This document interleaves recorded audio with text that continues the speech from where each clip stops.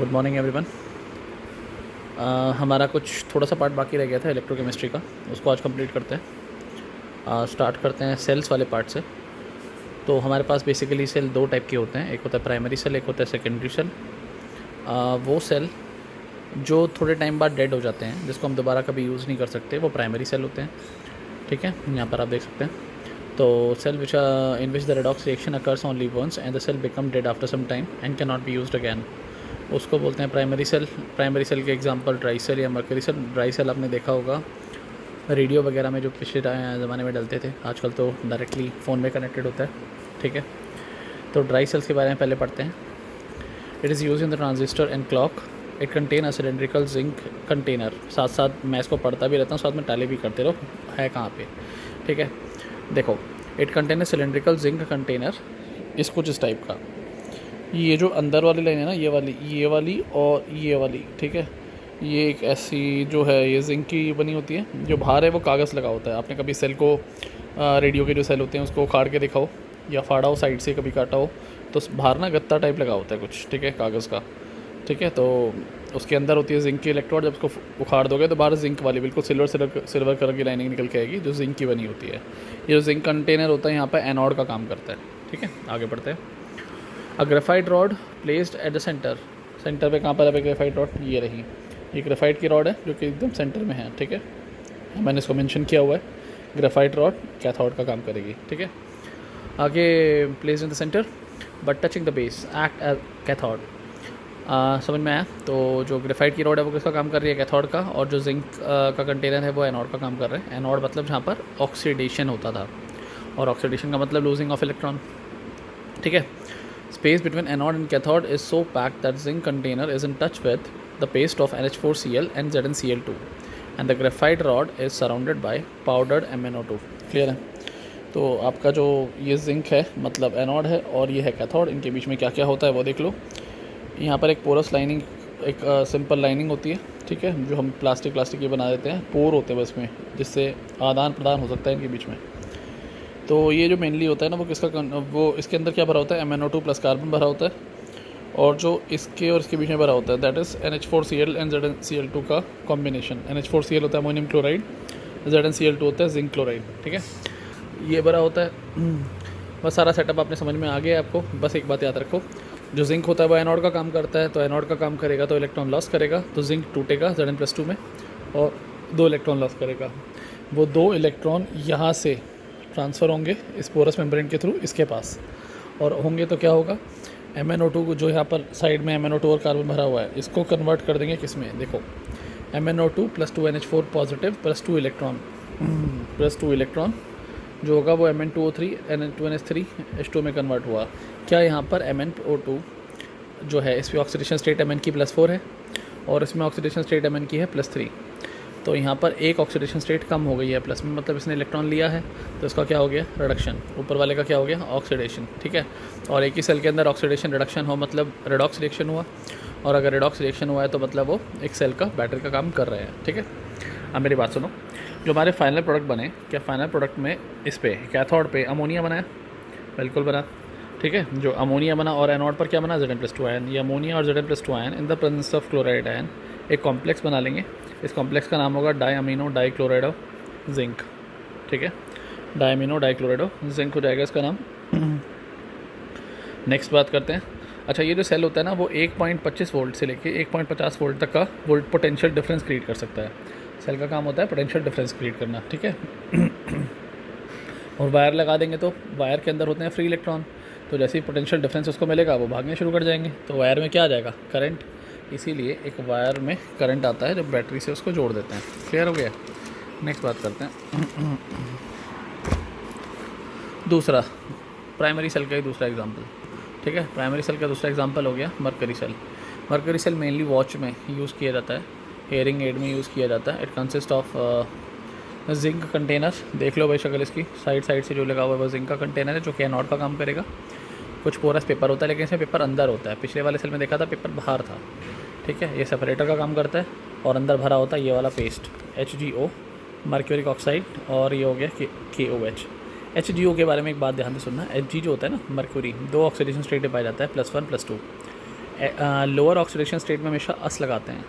तो यहाँ पे +2 है तो ये मर्क्यूरिक ऑक्साइड हुआ, और वो +1 वाला होगा जो वो मर्क्यूरस ऑक्साइड हो जाएगा। यहाँ पे क्लियर? तो मर्क्यूरस कहाँ पर आ सकता है? आपने कभी Hg2Cl2 सुना है कभी? कैलोलमल जिसको बोलते हैं। आपको शायद ये भी नहीं पता होगा कैलोलमल के बारे में। आपने पता है पिछले ज़माने में ना डॉक्टर्स होते थे, तो मतलब ज़्यादा पैसे वाले होते नहीं थे, तो क्या करते थे, एक ही इंजेक्शन में पूरे गांव को इंजेक्शन लगा देते थे वो। आजकल तो कोई एक निडल दूसरी बार यूज़ भी नहीं करता है। तो क्या होता था, वो शहर से लिमिटेड इंजेक्शंस लेके आते थे, पैसे की भी कमी होती थी, रिसोर्सेज भी कमी होती थी। मैं नाम पे लिख देता हूँ साथ में, पेन कहाँ गया? अच्छा यार, ठीक है, तो मैं लिख देता हूँ यहाँ पे Hg2, चल जा भाई, कोई बेइज्जती करा रहा है, Hg2Cl2। तो यहाँ Hg की ऑक्सीडेशन रेट होती है +1, ठीक है। तो ये कैलोलमल होता था, कैलोलमल CALOMEL, कैलोलमल। तो वहाँ पे जो डॉक्टर्स होते थे ना पहले ज़माने के, तो वो एक इंजेक्शन की जो सिरिंज होती थी ना, निडल जो होती थी, उसको निकाल के इस कैलोलमल के सोल्यूशन में डाल के रखते थे। वो स्टेरलाइज कर देता था उसको, मतलब एक इंजेक्शन को अगर हम इसमें डाल के रखें तो वो दोबारा यूज़ कर सकते थे हम, गर्म पानी के अंदर इसको मिला के उसमें डाल देते थे, तो वो रीयूजेबल हो जाती थी उस ज़माने में भी। आजकल तो पैसे बड़े आ गए हैं लोगों के पास, नहीं हम तो कैसे यूज़ करेंगे दूसरे का। चलो भाई, एनोड कैथोड का चक्कर समझ लो मेरी बात को। ये वॉचेस और हियरिंग एड में काम आता है। हियरिंग एड का मतलब पता है ना, जो लोग बहरे होते हैं, कान में मशीन लगाते हैं, तो उस मशीन के अंदर जो सेल लगा होता है वो हियरिंग एड उसको बोलते हैं, ठीक है। It consist of zinc container as anode and carbon rod as a cathode and paste of mercuric oxide with QH as a electrolyte, ठीक है। आपको सेटअप्स में दिख रहा है कौन किसी का पेस्ट बना हुआ है, देख लेना। आगे की बात, यहाँ पे जो बाहर वाली इलेक्ट्रोड है जिंक की, ये एनोड का काम करेगी। तो देखो यहाँ पे जिंक ऑक्सीडेशन स्टेट कितना है, 0, और यहाँ पे है बेटा +2, 2 इलेक्ट्रॉन छोड़ दिए ना, छोड़ दिए। HgO यहाँ पर आ गया, HgO की ऑक्सीडेशन स्टेट है +2, और यहाँ पर Hg है 0 ऑक्सीडेशन स्टेट में, मक्का 2 इलेक्ट्रॉन लिए हैं तो फिर रिडक्शन हो गया, दोनों को मिलाओगे कुछ ऐसा बन जाएगा, बस काम ख़त्म, ठीक है। मर्क्यूरी सेल का यूज़ पता लग गया, कहाँ पे यूज़ होता है, वॉचेस में और हियरिंग एड्स में होते हैं। रिएक्शन याद हो गई, फ़ोटो याद हो गया, फ़ोटो का ढंग से याद कर लेना, पेपर में डायरेक्ट आ सकता है, ठीक है। Move on to the next topic. ख़त्म हुआ है, सेकेंडरी सेल स्टार्ट करते हैं। सेकेंडरी सेल में क्या होगा, हम बात करेंगे सेकेंडरी सेल की। सेकेंडरी सेल में जो सेकेंडरी सेल होते हैं ना, वो होते हैं जो रीयूजेबल होते हैं। और रीयूजेबल का मतलब जिसको हम दोबारा मतलब यूज़ कर सकें एक बार चार्ज करने के बाद। तो घर की जो बैटरी इन्वर्टर वाली होती है वो क्या होती है, रीयूजेबल होती है, ठीक है।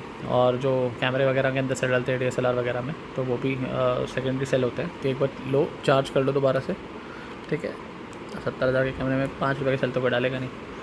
चलो आगे की बात करते हैं, लेड स्टोरेज बैटरी की बात करते हैं। Each cell consist of the lead anode, lead dioxide act as cathode, these electrodes are arranged alternatively. पहली बात समझ लो, इतना लंबा सेल के बारे में पढ़ाने से पहले फ़ोटो देख लो पहले, ठीक है, नहीं तो बदले नहीं पड़ेगा कुछ।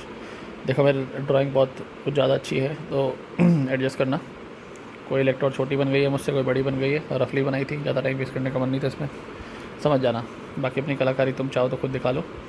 तो देखो ये जो हमारा पूरा सेटअप है, ठीक है, इसमें क्या होता है, देखो ये काली काली है ना कैथोड है, और ये गोरी गोरी सी ये है एनोड, ठीक है। तो ये कैथोड का काम करेगा और ये एनोड का काम करेगा। एनोड पे नेगेटिव चार्ज आ गया और कैथोड पे पॉजिटिव चार्ज, ठीक है।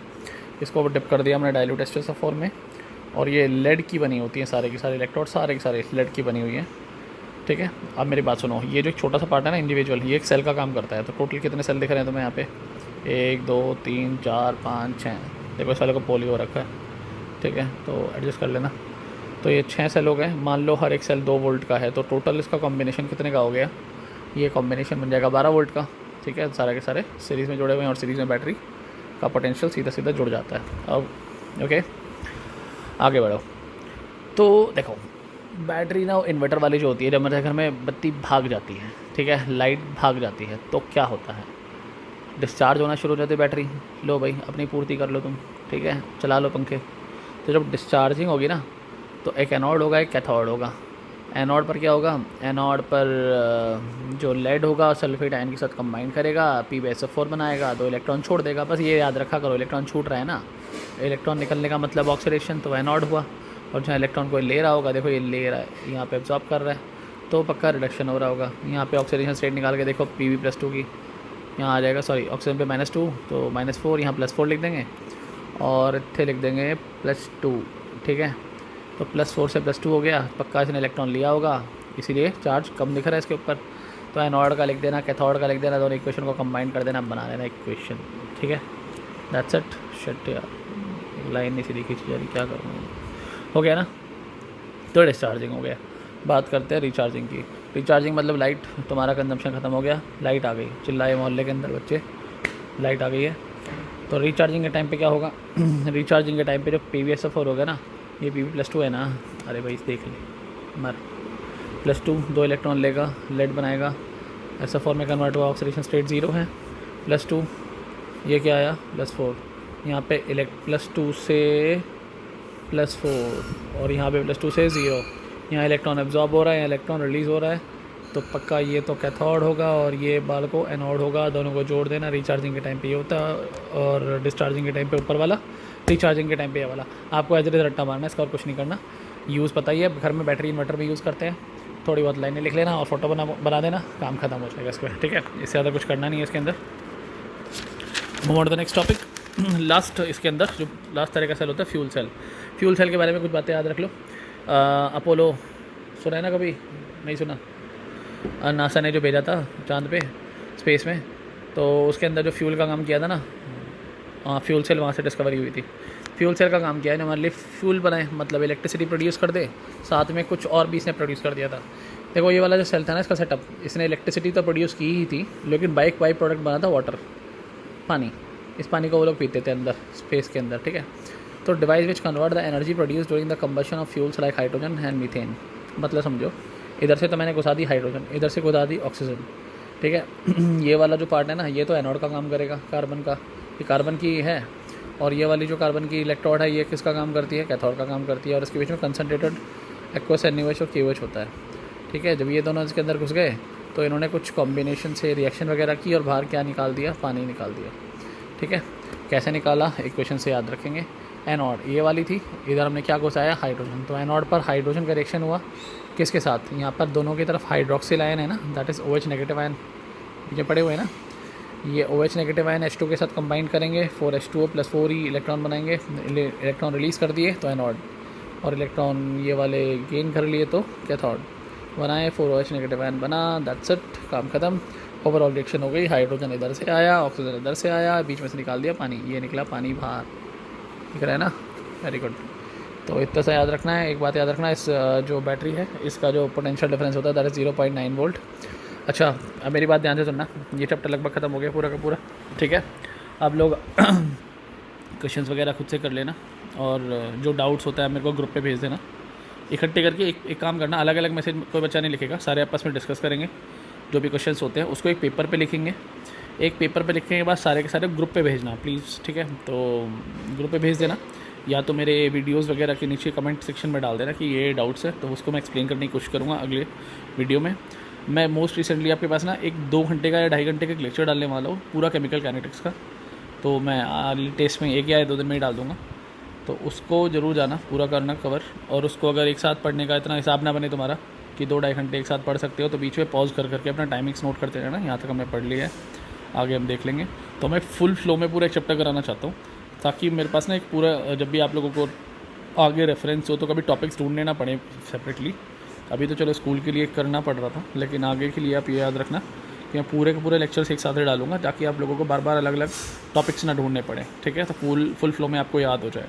बस टाइमिंग्स के साथ अपने पॉज कर करके स्क्रीन को नोट्स बनाते रहना, ताकि ऐसा ना लगे कि लॉकडाउन का कोई चक्कर हो रहा है ऐसा कि आपकी पढ़ाई में कुछ अधूरापन लग रहा है आपको, ठीक है। तब तक वेट करो, इस वाले चैप्टर को आज कंप्लीट करो। मैं शायद मोस्ट प्रोबेबली रात के 9 बजे तक, या देखता हूँ, मतलब मोस्ट प्रोबेबली सैटरडे तक तो कर ही दूँगा। सैटरडे की सुबह या तो कल रात तक पूरी वीडियो अपलोड कर दूँगा। पिक्चर रेडी है पूरी, ठीक है। Bye bye.